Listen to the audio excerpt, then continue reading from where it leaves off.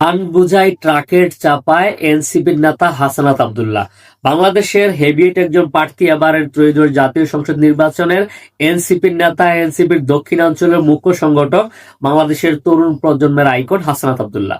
হাসনাত আব্দুল্লাহকে নিয়ে আসলে সারা দেশব্যাপী দেশের মানুষের ব্যাপক আগ্রহ রয়েছে। কারণ 5ই আগস্টের ছাত্র আন্দোলন থেকে শুরু করে সরকার পতনের পরবর্তী সময়ে হাসান আব্দুল্লাহকে দেখা গেছে যেখানে আন্দোলন সেখানে হাসনাত আব্দুল্লাহ। হাসনাত আব্দুল্লাহ কুমিল্লা 4 আসন থেকে নির্বাচন করছেন। কুমিল্লা 4 আসনটা হাসনাত আব্দুল্লাহর জন্য ব্যাপক আলোচিত, এবং হাসনাত আব্দুল্লাহর যে আসনে, এখানে হাসনাত আব্দুল্লাহর জয় প্রায় নিশ্চিত হয়ে গিয়েছিল।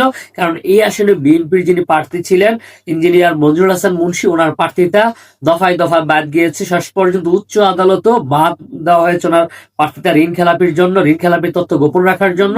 তো হাসনাত আব্দুল্লাহ নিশ্চিত পাস, কারণ এখানে বাংলাদেশ জামাত ইসলামের মানে দাঁড়িপাল্লা প্রতীকের যিনি প্রার্থী ছিলেন উনি ওনার প্রার্থীতা প্রত্যাহার করেছিলেন সাইফুল ইসলাম। তো জামাতের সমর্থন রয়েছে হাসনাত আব্দুল্লাহ, এবং হাসনাত আব্দুল্লাহ এলাকাতে ব্যাপক উন্নয়ন করেছিল, গত 1.5 বছরে ব্যাপক উন্নয়ন প্রকল্প নিয়ে এসেছিল।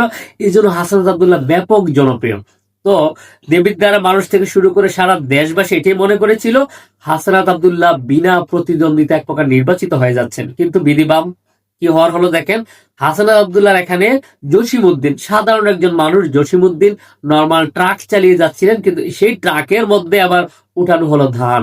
এই ধান বোঝাই ট্রাকের চাপায় হাসনাত আব্দুল্লাহ কি পিষ্ট হয়ে যাবে কিনা অনেকে এটাই মনে করছে। যে এখানে যেহেতু বিএনপির প্রার্থী মঞ্জুর হাসান মুন্সী, ওনার প্রার্থীতা বাতিল হয়, ওই এলাকার নেতা তারেক মুন্সী এবং মঞ্জুর মুন্সী দুইজনই সমর্থন দিয়েছে, মানে বিএনপির সকল মানে ভোটাররা সমর্থন দিচ্ছে জসিমউদ্দিনকে।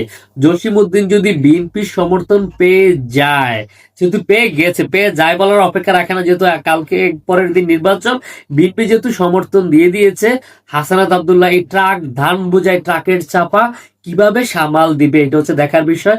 আপনারা কি মনে করছেন? হাসনাত আব্দুল্লাহ যেখানে আসলে মানে এখানে কিন্তু মূল প্রতিকার নাই, দাঁড়িপাল্লাও নাই, দানের শীর্ষ নাই, নৌকাও নাই, এখানে ট্রাক আর শাপলাকলি। হাসনাত আব্দুল্লাহ কি পারবে ধান বোঝায় ট্রাকের চাপা সামাল দিতে, নাকি হাসনাত আব্দুল্লাহ বিজয়ী হবে না জসিম বিজয়ী হবে? ট্রাক প্রতীকে অবশ্যই মন্তব্য করে জানাবেন। ভিডিওটি শেয়ার করে সকলকে দেখার সুযোগ করে দিবেন। শেষ করছি এখানে। আল্লাহ হাফেজ।